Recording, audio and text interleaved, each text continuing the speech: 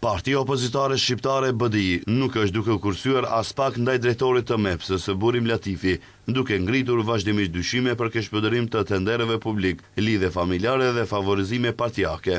Sipas tyre, skandalet që lidhen me MEPS-ën po shndrohen në simbol të kapjes së institucioneve nga interesat të ngushta politike e familjare, ndërsa kërkojnë hetim të plotë dhe përgjegjësi për çdo dyshim të ngritur në opinion. Rasti i fundit të cilën e kam përmendur nga BDI është kompania Green Maintenance, e cila sipas tyre është e themeluar vetëm pak javë para shpalljes së tenderit, pa histori pune, pa kapacitet të dëshmuar dhe pa prani reale në terren, ndërsa theksojnë se ka arritur të fitojë kontratë me vlerë deri në 236.000 euro për pastrimin e korridoreve nën largpërques.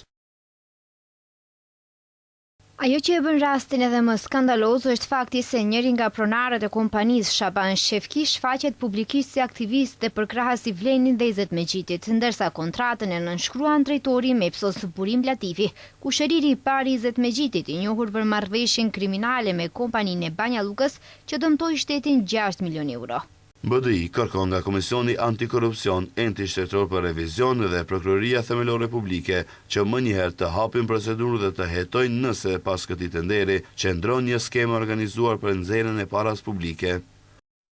Ndërkohë, reagimi i koalicionit Vlen ishte i menjëhershëm. Nga ky koalicion thanë se BDI po manipulon opinionin, duke paraqitur ofertën më të lirë si rast të korrupsioni, vetëm se sipas tyre janë ndërprer praktikat e vjetra të keqpërdërimit të parave në MEPS-o, ndërsa me shifra dhe numra konkret, ata kanë shpjeguar të gjithë skemën.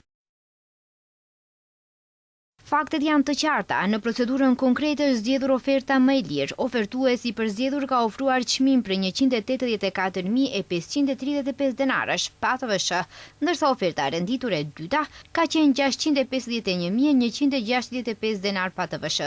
Diferenca është 466.630 denar, përkatësisht oferta e zgjedhur është rreth 72% më e ulët.